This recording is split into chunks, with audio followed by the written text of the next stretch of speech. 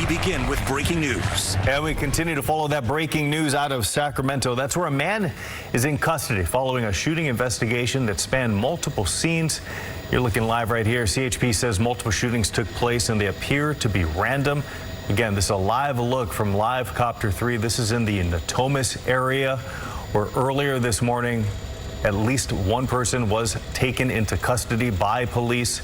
They also towed away two vehicles, including a gray Tacoma, which was originally what investigators were on the lookout for, stemming from that shooting that they say at least originated on Highway 160. We'll have much more on that coming up in just a little bit.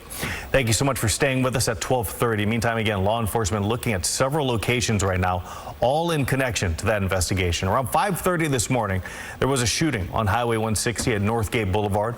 That's where a gray sedan was hit. Its windows were blown out. That car ended up at Dos Rios and Vine Streets in front of Smythe Academy Middle School.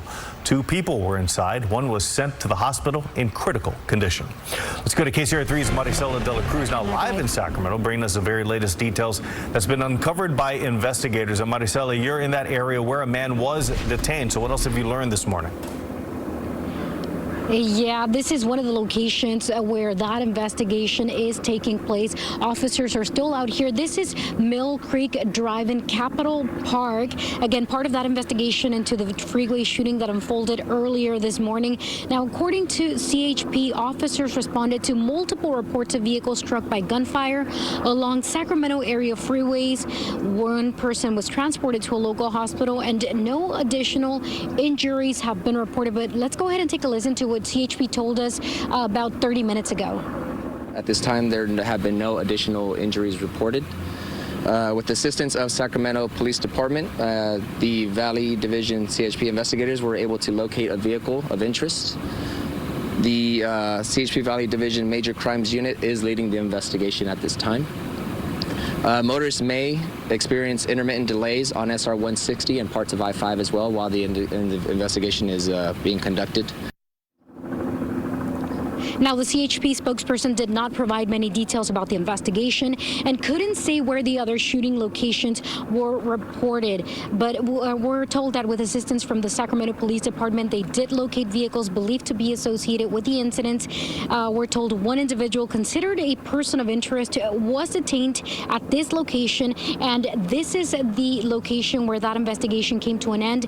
We're still trying to find out how the vehicles taken from this scene are connected to these suspects. Now, authorities said that they believe multiple cars may have been involved. Now, CHP is handling the investigation. They are saying that drivers may be experiencing delays along Highway 160 and Interstate 5 while investigators remain on scene. Now, I also asked about how long they're expected to remain at these three different locations.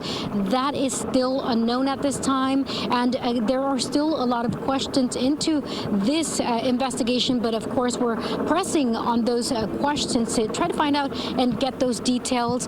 They also emphasized that there is no public threat at this time, but we'll continue following up on this story and let you know as those details come to us. For now, we're live. Maricela de la Cruz, KCRA 3 News. All right, Maricela, thank you so much for that live report. Let's go back up now to Live Copter 3. Again, CHP officers are investigating multiple shootings at different scenes. Officers said that they think that these were random. CHP says two people in a sedan were shot along Highway 160, or shot at rather, along Highway 160 near Northgate Boulevard. That driver was critically injured. One person was detained in the neighborhood off West El Camino Avenue. And we will continue to follow this breaking news and bring you those updates as soon as we get them on air and online.